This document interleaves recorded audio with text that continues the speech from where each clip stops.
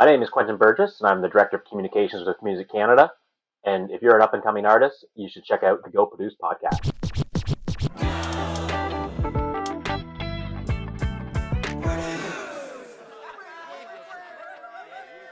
Yes, yes, yes. Welcome back to another episode, SmArtist. Today we have Quentin Burgess. He is Music Canada's Director of Communications, where he is responsible for developing and overseeing the organization's communications and marketing strategies and for managing Music Canada's online development projects. Quentin has a technical background in music, previously working as a live sound technician out of London, Ontario, Shoutout London, Ontario, as well at sea. On board Royal Caribbean cruise ships. Very interesting. He's a graduate of Fanshaw's College Music Industry Arts and Audio Post-Production programs, and he is also a member of the Canadian Music Therapy Fund Board of Directors. We'll talk a little bit more about that later. SmArtist, join me in welcoming Quentin Burgess.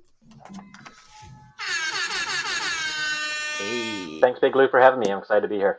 Awesome. Let's waste no more time and jump right into it. We're going to make the most of your time and start off with the basics.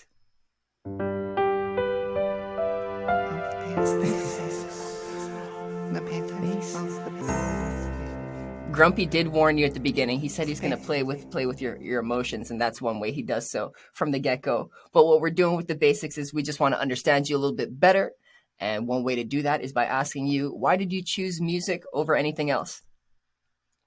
Yeah, sure. I guess going back to it, I fell in love with music in high school, like I think a lot of people do. And when I was listening to all my favorite bands back then, like Rage Against the Machine or Beastie Boys or, Jay-Z, it felt like all of my favorite artists were being produced by Rick Rubin, famed producer. And it was at that time that I just decided that I wanted to make a career out of this, looking to get into the studio side of things and be an engineer or a producer. And it was that time that I really fell in love with music. I loved just listening to the sounds of the song and trying to understand how they made the guitar sound just like that, or how they get the snare drum to have that, crisp crack, and just really dug into it and decided to try and make this my career. And that's when I started going on the direction of going to Fanshawe and studying as a producer engineer. Very cool. What question would you ask Rick Rubin if you could? Oh man, I don't know. I guess I would try and ask him if I could, borrow any of his Pro Tools sessions or his old tapes and just dig around in there, because I bet there are some very cool strings of plugins and compressors and everything like that he's used on those songs. And I would just love to kind of get in there and muck around and see if I can figure out how he makes those unique sounds. Yeah. I mean, there's definitely secrets to the trade. While at Fanshawe, what challenges did you experience as a student that, looking back in, you could have probably handled differently? Let's see. I mean, I don't think I had too many challenges there. It was a lot of learning on the fly. I think if somebody has a background as a performer or as an artist, they have a real leg up in the studio side of things, because you already are familiar with all the music theory, and you're able to perform on your own tracks and things like that. One of the things I learned early on is I don't have the talent or the artistic background to be an artist myself, and that's why I wanted to go on to the producer engineer side of things. Was that at MIA or before you even started there? Yeah, that was at Fanshawe. I started kind of going down that route with a couple of co-op placements and things like that. So I guess if I could go back and prepare a little bit more, I think I would just try and get started earlier playing music, because having that foundation is great, not just for the studio producer technical side of things, but the music side, the business side of the music industry. Having that background is a real good foundation. Interesting. I wouldn't have considered that. I mean, even just the interest of music alone could be enough, but an actual understanding of the musicality combined with the music is even stronger. So that is a great takeaway. Of all the lessons that you've learned in this industry so far. I'm sure you're still learning. But what was the first lesson that stuck out to you? Um, I don't know if I would say it's the first one, but something that I learned early on, and try and try and continue to do to this day is, uh, I think I think this business is really about showing up and putting the work in. I I've been at Music Canada now for over a decade, and through my work, I've been able to interact with a lot of people in different parts of the business, whether it's at labels or publishers, artists themselves, the various collectives, and really everybody that I know in the music business is here because they're passionate about it. They're driven to be in the music industry, and that is often what makes them successful. So I'm not sure if that really answered your question, but that's kind of my takeaway. Like it's the opportunities in this business really go to the people who are in the room. So you got to be in the room. You got to put your best foot forward and kind of chart your own path, because I don't think there's any straight line path in the music industry anymore. It's all about finding the doors and getting your foot open in that door when you can. Literally stretching your creative powers. Yeah, find a way in and then finagle out the rest. Okay, so I like how you have to be passionate and you have to work. And if you're not passionate, you're obviously not going to work to the degree that you would typically need to find whatever kind of success you're looking for. Um, um, but with passion, you can easily trap individuals in a state where they think that they're working for passion, but now they're being abused because of how much they're willing to give. How do you avoid that? How do you navigate that world? Yeah, I know what you're kind of referring to, and that's kind of the thing. There is a lot of people who love music and they're passionate about it and they want to make it their career. So there is a bit of a supply and demand component to it. And I found that after I left school and I was looking to break into the studio world, and I had done my couple of years at Fanshawe, graduated, and was approaching a couple different studios here in Toronto. And unfortunately, they tend to want you to intern for a number of years before really being hired on. And I don't really like that aspect of that world. I don't think it's really fair to the young people who are coming out of here and need to earn a living so that they Eat. can afford to eat, afford to live in the city that the studios are in. So I don't want to jump ahead too far, but just on that experience, um, I couldn't afford to just move to Toronto and intern at a studio for free. So that's when I started going down the live sound route, because I think that is an area that is great for people who have a technical background. And that's what I did when I was first out of school, both in London, Ontario, as you said, and on the cruise ships. You got to pay off the bills. I mean, it makes sense once you pay off the bills, you're lighter. You're not running around with this extra anchor almost, hey? Exactly. Yeah, exactly. And it also made sense for you, well, specifically or especially because you went to school for this. You kept on working in your field instead of working outside in a different industry and then also doing music part time, because that's kind of conflicting as well. Uh, uh, how did you find yourself getting that job on the cruise ship, like right out of school, for other people just graduating? Yeah. Well, this is sometimes in my work I get to go around to the various post-secondary music programs and do a little bit of a guest lecture on what Music Canada is and what they do. And often there, the young people who are graduating, that's one of the first questions is, how can I get a job out of school? Because you want to, um, you know, leverage your diploma, leverage your degree and your insights and skills, and start working in the field you want. Um, for me, doing the live sound cruise ship thing was pretty natural because I did a bunch of work with the PA shop in London. They do a lot of the live sound gigs around there, and I was kind of doing um, pretty casual part-time work with them just when the big shows would pop up. So I already had some experience in that. And really, when I was at Fanshawe, we had a guest lecture from a fellow who went through my program decades earlier and then went into the cruise ship life. So I was introduced into the idea of being able to go work on a cruise ship, um, at school. And then when I was ready to graduate, I reached out to a recruiting firm for the cruise lines. That's typically how it's done. These are really massive corporations, so they rely on some of these recruiters to vet the candidates and make sure that they know the technical background that they're supposed to know for these shows. And so I connected with them, did a couple interviews, and kind of shared what my background is. And then, fortunately, a few weeks later, really, I was placed on the Freedom of the Seas, which at the time was the world's largest cruise ship, and it was based out of Miami. You set sail.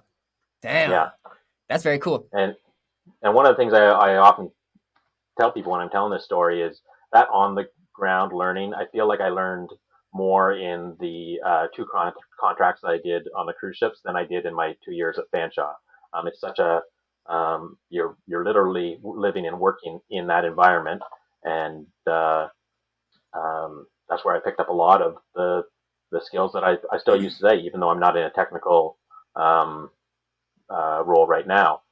Just knowing all that background was helpful. Yeah, it says a lot. Do as much as you can to be in the environment, like fully. Obviously, finances hinder things, social matters hinder things, everything. Like everyone has a reason, but like do your best to surround yourself either like by the people or just like I'm gonna sit in the corner of this room and I'm gonna watch you do your work if that's okay with you. And that in itself, you're learning. You're taking that in. Before we move on to our next segment, what would you change in the music industry, if anything? Um, I don't know. That's a tough one. I mean, the music industry is constantly changing. Right? I've been at Music Canada for 11 or 12 years now, and when I came in to join Music Canada, I don't think we had any of the music streaming services actually launched in our territory just yet. And now those streaming platforms are the dominant way that we all listen to music. It's now the biggest revenue generator for the rights holders. So I don't know if I could say something that I would change, just because we're so used to constant change here. That is the only constant in the music industry is change, I think. Yeah, you're not the only person to say that. I hear that frequently. Okay, all right, that's fair. That's it is constantly changing, and maybe that's what we need to slow it down a bit. Is that good? I don't know really. I think we are. This is a train that's constantly moving, and we want to be at the same pace of that to get on it and really excel in this competitive environment. So I don't know. I don't think I would say slow down the change. Doesn't I help. think we have to change with it. Yeah, I hear that. I hear that. All right, cool. All right, cool. Well, Quentin, that was the basics. We are now going into our second segment called the speed round. It's the speed round. It's the speed round. Yeah, that was a terrible take. Okay, Quentin. In the speed round, I've got 20 different questions for you, and you've got less than 3 seconds to answer each of them. If you go past that 3 second mark, you're going to hear a buzzer that sounds like that. No pressure, of course. Afterwards, you can justify any of the questions if you like, and then we move on. Cool? Okay, I'll try. What is your favorite activity to do? For me, it's probably biking. Love mountain biking. Love being on my bike to get around town. I think. Past 3 seconds, no justifying. Does research show that people's desire for live music is not disappearing? I have some really good examples of that, actually, that we've done in work with Music Canada. We'll justify after. Who is an artist that you currently find the most exciting? Most exciting? I'll have to think on that one. Who's your all-around favorite person in the world? That's another tough one. Maybe we'll say my partner. Nice. Has Canada hit 2 billion songs streamed per week yet? We are very close. Ooh. I think it's coming in a matter of weeks. Dead or alive, who do you like to have dinner with? There's an actor called Gary Shandling. I'm not sure if all of your listeners would be familiar with him, but he did the less than 3 seconds. Show. Less than 3 seconds. Make the first sound that comes to mind. How often do you write articles for music organizations? Almost on the daily, Wow. a couple times a week. If movie is to watch, then Netflix is too. Binge. What's your favorite meal? Pizza. Do Canadians view live music venues as economic and cultural lifelines within their communities? I think for sure, and we've got some good research on that as well. Dope. What is your favorite city? Favorite city? I gotta say Toronto. Adventure or leisure? Which do you prefer? I would say adventure. Leisure you can do all the time, but adventure, I think it's one of those things that you got to take the opportunity when it arises. Fair. Music Canada helps curtail piracy and counterfeiting. That's right. That's always been a big part of what we do. Ha. Do you have any nicknames? Most of my college friends will know me as Dickie. Dickie. The next round is on me, Dickie. What are you having? On On sorry, me. say that again. The next round is on me. What are you having? And I have to ask you questions. No. Like, I'm buying you something. Okay. Well, then I would go with chicken parm. Nice. Who administers the Gold Platinum Awards program for best-selling records in Canada? That's an easy one. That's Music Canada. Dope. Is water wet? Tricky one. I think it is. Is this the best interview you've ever had so far? This is the best one in a while, for sure. Hey. And can you imagine a world without music? I couldn't. I think that, would be a very difficult one. A reckless community for sure. We made it through the speed round, Quentin. Nice. Great. We do got a couple that we want to justify. You seemed like you wanted to justify as well. Music Canada helps curtail piracy and counterfeiting. How do they go about doing this? This isn't something that I was very aware of. I'm not sure if that's just me because I'm a little bit under a rock sometimes, but I'm curious. Yeah, I think that's something that we've always been involved in, and going back a few years now, we were very involved in the drafting of new copyright legislation to give us the tools to shut down some of the big commercial pirates that were out there at the time. The music industry, the piracy in the music industry has evolved, as I said, just like everything is changing. Today, some of the biggest threats in that world tend to be the stream rippers, and those are so we work with our international counterparts to try and shut down some of those sites because really they are profiting off the back of artists, and artists aren't being compensated for their work. So, still a big part of what we do. Yeah, it's critical. It's critical. Thank you for that work. I know it goes a long way.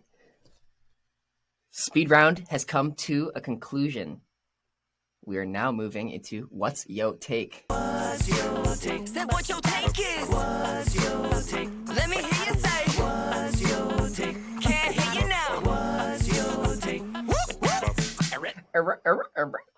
Hey, okay, what's your take? We're back to open discussion now. No more 3-second rule. I know we didn't like that cap so much, but we're looking for your wisdom, and we've got a little bit of a theme for the episode, which is taking a step back to see the bigger picture of the Canadian music industry, because you've got a very unique perspective.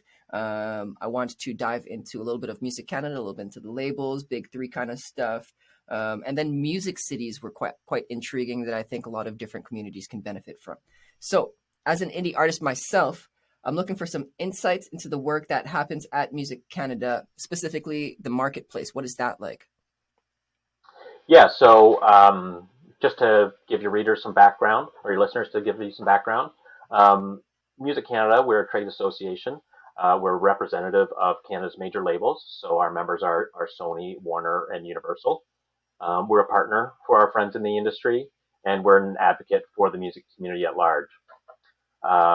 One of the things that we've been talking about recently in regards to the marketplace is a new exciting milestone that we're quickly approaching, which will be 2 billion on-demand audio streams in 1 week, which is such a big number. It's almost hard to comprehend, but that's the scale that we're talking about when we're in the music marketplace today. 2 billion songs every week.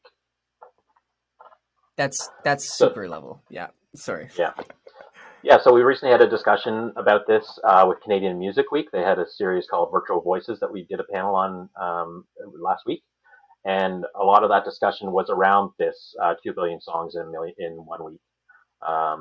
That figure is tracked by MRC data. They were one of the other panelists on that panel, and they're one of the really most comprehensive providers of music industry data around the world. To give a little bit more background on that 2 billion figure, it's streams coming from the licensed on-demand audio streaming services like Spotify or Apple Music or Amazon or Tidal. And part of the reason we're so excited about that is it's a real milestone. It's a new benchmark that shows how much Canadians love and value music. Because, as I said, all of those 2 billion streams are coming from licensed platforms, which means that the rights holders are being compensated for it. That's awesome. That's awesome. Critical work. So essentially the artists themselves will benefit from the work that you do because you're making sure that they're being compensated for the work that they put out. Exactly. We're all about finding ways to improve the music ecosystem and making sure that artists are paid when the music is played. Is there anything specific that artists should be doing directly with Music Canada, or do you work like for them in the background? Like, do I have to sign up for anything to make sure nothing's being slipped out like that? I wouldn't say that there's anything in particular that they need to do to benefit. Like, a lot of what we do is all about the overall ecosystem, whether that's the anti-piracy stuff or sharing these marketplace stats. It's all like, one of the things that we really believe in is that the music industry is an ecosystem, and like any other ecosystem, that relies on having a healthy environment. And in the music industry, that's an environment that involves labels, publishers, managers, of course, artists, and lots of other people in the value chain. So that's kind of our approach to it. Interesting. Okay.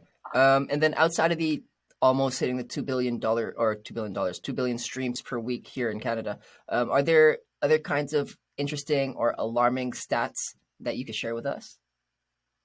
Yeah, one that we're just putting out in our newsletter today, as I said, IFPI, our global counterparts, they just released a report today called Engaging with Music, and that is a really in-depth report on how people listen to music, how they discover it, and how they engage with it around the world. So that is it's based on research from, I think, 21 different countries around the world, including Canada. They surveyed a couple of thousand people here, and just understand how they use music, how they enjoy it. And I think I said earlier, it's all about engagement with streaming right now. More than 3/4 of the respondents in that survey said that they listen to music through the licensed streaming services. We're seeing a lot of growth in terms of time spent listening to music on platforms like the on-demand streaming ones, and it also reinforced the strong attraction of these services to fans, because they have a terrific value proposition. You can listen to the music you want without having advertisements in it. If you go for the paid option, you can listen to what you want when you want, and you have access to the catalogs of millions and millions of songs. So almost anything that's been recorded you can find on these platforms now. Interesting. Okay. So the numbers are doing well for the platforms and streaming. The community is listening to music and they're consuming. But how does this information affect the artists themselves? Like, they're learning that more people are listening to music, but they're not necessarily profiting so much more from this increase in growth. How can they benefit from this information? Well, I think knowing the environment will allow artists to really, focus their efforts in the areas that can most benefit them. So a lot of what we've done over the summer is have some panels and or some webinars with experts. We've also done some work on creating some explainer videos for the various music industry structures in place in Canada, the collectives and things like that. So I think if you're an emerging artist and you are looking to take the next step, it's, I think, a little bit of work in understanding how people listen to music today will help. A lot of what we've been talking about is work in the metadata sphere. So making sure that you have their you make sure that you're credited, and everybody who works on the record gets credited, so that you can collect the royalties when it's being played. And there are some pretty in-depth tools for artists on the various streaming platforms. They really want artists to use them and be able to drill down on the data that comes out of it. So I know that Spotify has a Spotify for Artists platform, and I think the other ones have something similar where when you're uploading your music to these services, you can benefit from the data on who's listening to it. And maybe that can help you plan a tour or invest your marketing dollars in a certain area. Right. Okay, interesting.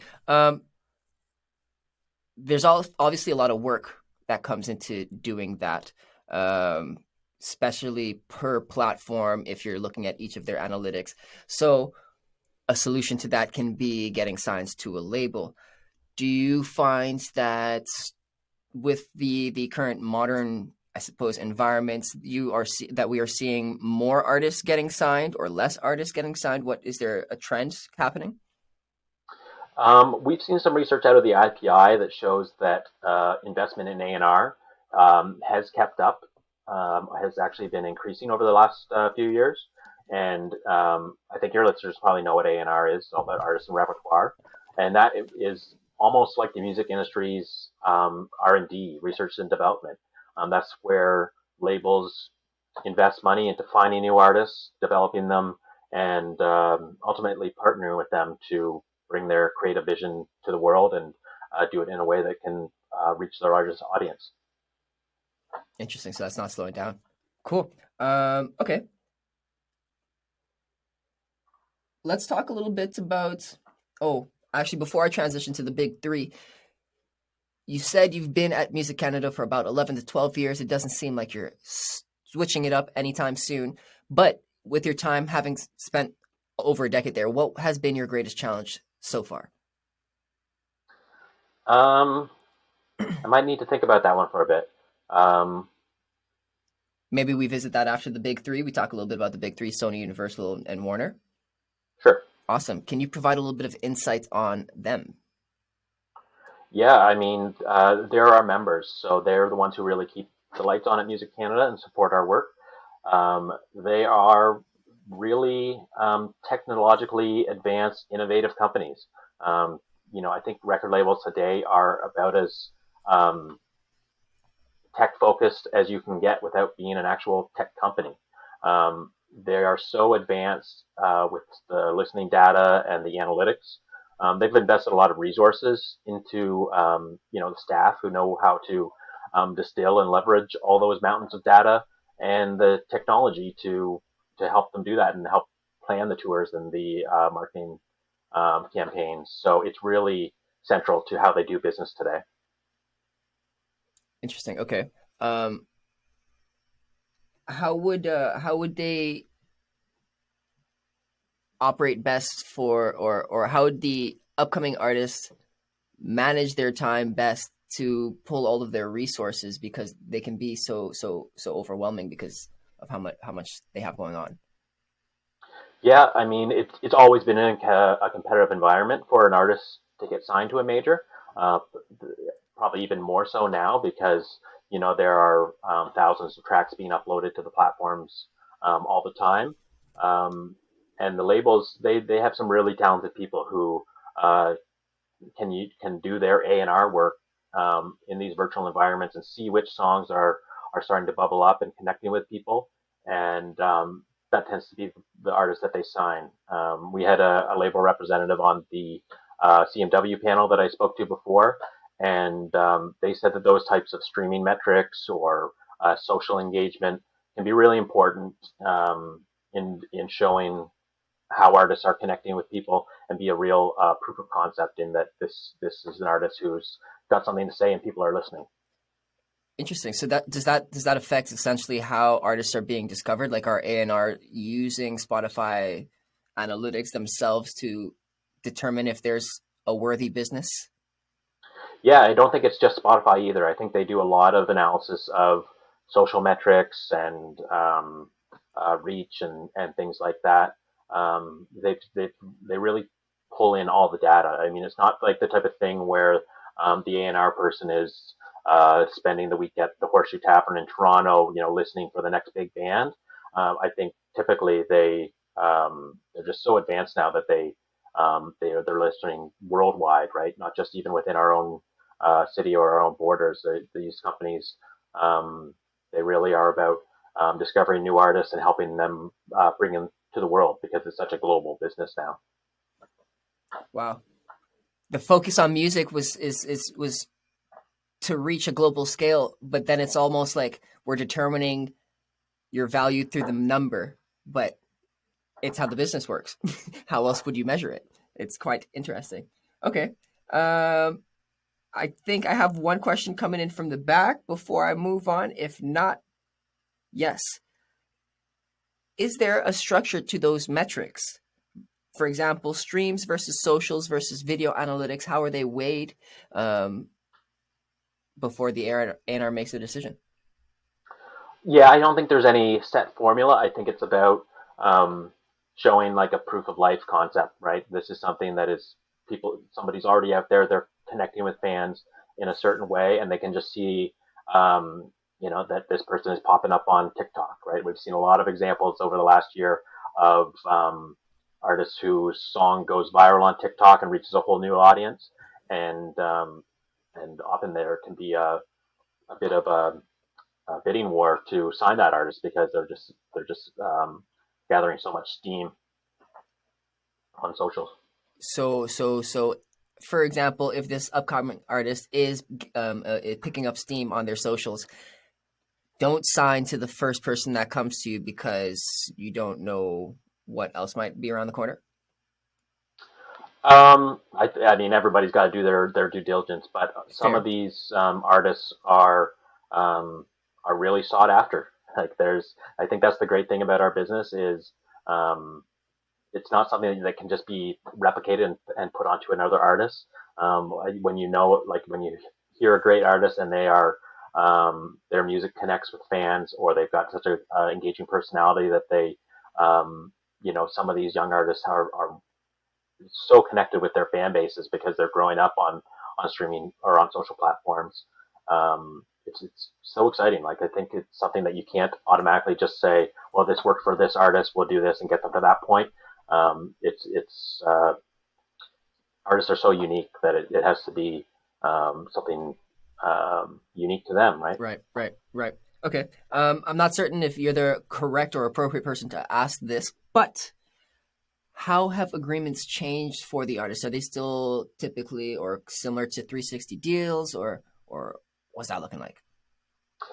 Yeah, we've done I mentioned some of the webinars that we did in the past, and one of them was on contract literacy for artists. I think there has been a big push over the last, I would say, decade plus now, in terms of really simplifying the contracts. They want to get it where everybody's interests are covered in the right way. So one of the ways that we were doing that in this webinar, we had a lawyer on there who has a real strong entertainment background, just to talk about what are the key things that you should do as an artist to make sure that you are covered for when you take it to the next step. So we've got some resources on the Music Canada and the Connect page about how to just get up to speed on contract literacy, right? Because a lot of times that's not the artist world. Yeah. And so the best way to access those resources is just musiccanada.com. Yeah, or connectmusic.ca. It was a partnership with Connect, so they're on both sites now. That's very important. It's very important. Got to make some kind of progress, steady progress. Before I ask you about music cities, I like the idea of talking a little bit more about labels. Artists, to my surprise, I thought I wouldn't have said that the trajectory of people getting signed is still going up, but clearly that's the case. How can an artist from Baseline, maybe the top three things, what are the top three things that they could do to make themselves more admirable, or not admirable, more desirable to a label?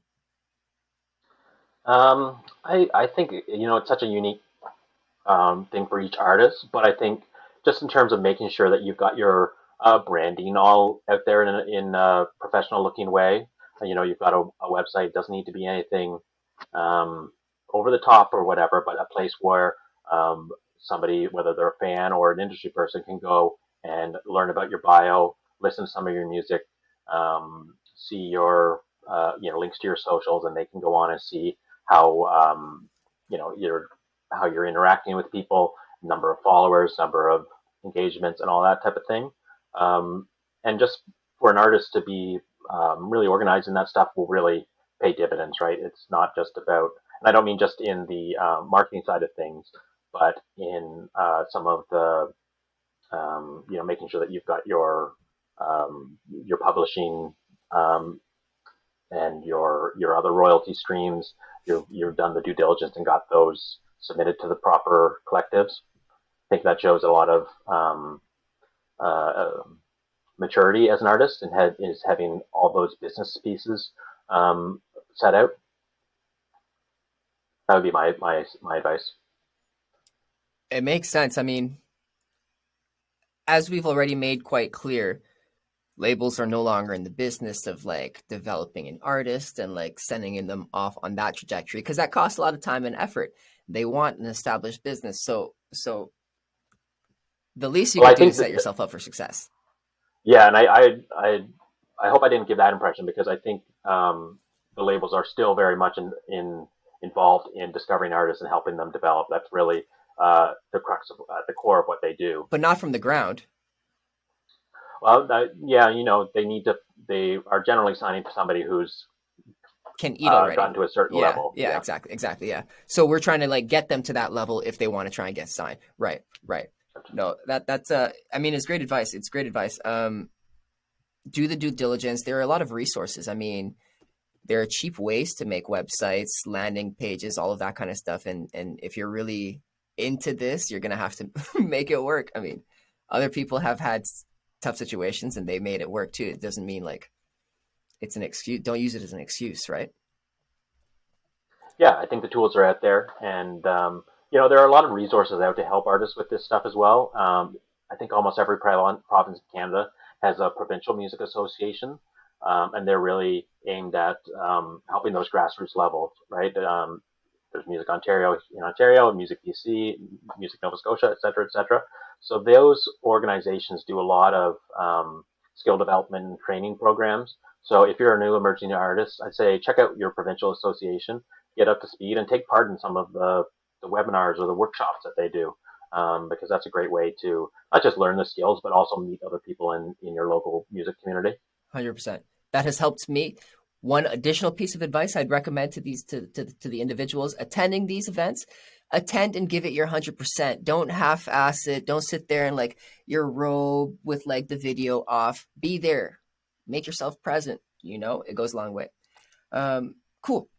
Music cities. I don't want to spend too much time on it. We are getting near to the end, but I thought that this idea, I've actually never heard of the term before, was quite interesting. I can share a little bit about it, or would you like to talk about what a music city is? Sure. Why don't you intro it, and then I'll kind of speak to what we do with it.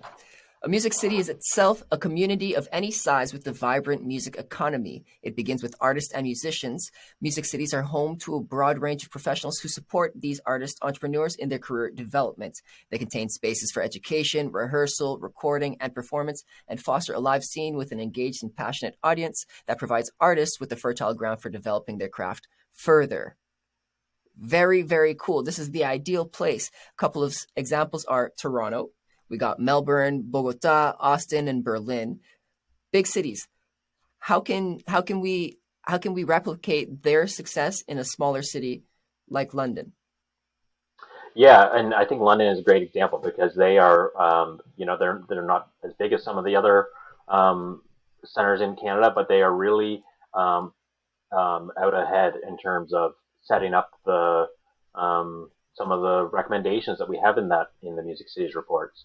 So Music Canada has put out a couple reports on being a music city. One's called Mastering a Music City. That's kind of the most in-depth one. And that is really about finding ways for municipalities to do relatively small changes that make a big impact on the ecosystem for music in their city. So those reports are based off a lot of examples of best practices from around the world. Um, as you said, Melbourne, Bogota, Nashville, and London. Just going back to that example, has done a lot of the right things in terms of they've got a music officer at City Hall now with a fellow named Corey Crossman. That's somebody who the industry can go and talk to um, when they are, having a bit of a issue with the noise bylaw or permits or something like that, right? So it's somebody where they can be a bit of a liaison between the music business community and City Hall, because City Hall is a lot of sometimes bureaucracy to navigate, and so having somebody who's um, often from the music industry, knows our world, and can transit, and It's very critical. that can be a big help. And Yes. you're seeing the benefits of that in London because it was only a few years back when the Junos were hosted in London. The CCMAs were there a few years ago, and now we're coming back this November. So they've really taken the Music City's ball and ran with it, Yeah, and yeah. they're getting benefits of it. It's very true. I'm experiencing it firsthand. You can also find out more resources on how to do this at musiccanada.com. I saw there was a link there, so that'll be in the show notes too. Ooh, we're almost there. We're almost there. We're jumping into our final segment. This one is called Clear the Air.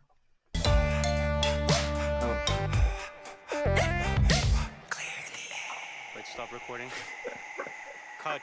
Cut. Okay, Quentin, we've got two more questions for you. The first one is from one of our fans. His name is Jelly. We call our fans SmArtist now. But yeah, his video is here. Let me play that for you. Hey Quentin, I'm Jelly. My question is, what are events going to look like in the future? Nice and simple question. Yeah, I guess that's live events, right?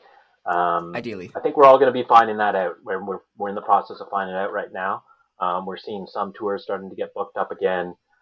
There's been some that have been announced and then had to step back because of the COVID situation. I think it's something that we all need to be really fluid over. I think one of the things we're seeing is hybrid events where there's a live component and then there's a stream component. I think that's going to be exciting to see where that goes. And then, kind of as I said with the research, there's great things about these live streams. Some of them are really good sounding, really high quality production, but it's hard to have the magic of being in a room together with like-minded people and hearing that music live together. So I think that's something we'll all be figuring out ourselves as we go along in it. Have you come across anyone talking about virtual reality VR performances? I do hear about that all the time. I think it seems like every year there's a new example of it, whether that's, the Tupac, The holograms? the augmented reality stuff. Some really cool things there. I don't know all about it, but there's a lot of very cool tech that goes into it. Yeah. And excited to see it at a show sometime soon. Yeah, curious to see how that unfolds. All right, okay, cool. Big shout out to Jelly. So big shout out to Jelly for asking that question. Thank you for asking that question. Thank you for your response, Quentin. Our next question is coming from the back. This is Grumpy Sound Guy. What is your question? So the idea of therapy, I'm really not very behind that, but can you tell us about the Canadian Music Therapy Fund, please? Yeah, absolutely. Happy to share that. So I've recently joined the board of Music Therapy Fund, Canadian Music Therapy Fund. And that is a registered charity that exists to create access to music therapy for Canadians who need it most. If you're not familiar with it, the fund brings music therapy and music therapists to rural, urban, and remote communities from coast to coast. And they have a lot of really innovative programs and research projects. Everything from music therapy programs for young people who may be on the autism spectrum, older folks living with Alzheimer's, people who may be challenged by anxiety or depression, or they're rehabilitating speech or motor skills. There's a lot of different ways that music is used in these applications, and it's exciting. I mean, I know it's cliche to But I really do believe that music has the power to change the world, and music therapy is a perfect example of that. 100%, 100%. I know that therapy itself isn't very, I guess, openly accepted for some reason. I'm all for it. But I think the idea of doing so through music will accelerate that acceptance. Although music therapy is probably a newer science, is it not? Like it's just less Well, in this culture, I suppose. it's a very there's a lot of accreditation that goes into becoming a music therapist. These are Uh, people who study for years to do it, and so they're really well trained. Um, so yeah, that's the exciting part about it. I do want to give one plug. If anybody out there is listening would like to support the Canadian Music Therapy Fund, next week we're going to be holding a benefit event called Undone, a night of lyrics and laughter, and that's a hybrid live stream music and stand-up comedy show taking place on October 28th at the Transact Club. oh, very nice, very nice. And if there are events in the future, is that all on where can they find those? Yeah, I think visit musictherapy.ca to learn more about the fund. Typically, we do a couple of different events throughout the year, which are really about raising funds and raising awareness about the importance of music therapy. Perfect, perfect. I love that. Quentin, do you have any final words? No, I think that's about it. Thanks for having me. This is a really exciting podcast, and I think it's really great that you are putting out product that is really about uh, young people joining the music industry, whether that's as an artist or as an industry professional or a technical role, perhaps. So that's really good. Thanks for putting out these resources and having me in for a conversation. Awesome. Thank you so much for being here. Thank you for the compliments. That is the very end of our show. Quentin Burgess, SmArtist. If you want to hit me up or connect with other listeners that have like-minded aspirations, check us out at our Facebook group. It's a free Facebook group, goproduce.ca/groups. That's all in the show notes. I'm going to make sure you have that information. My name is Big Lou. I want to see you there. This is Go Produce. We out.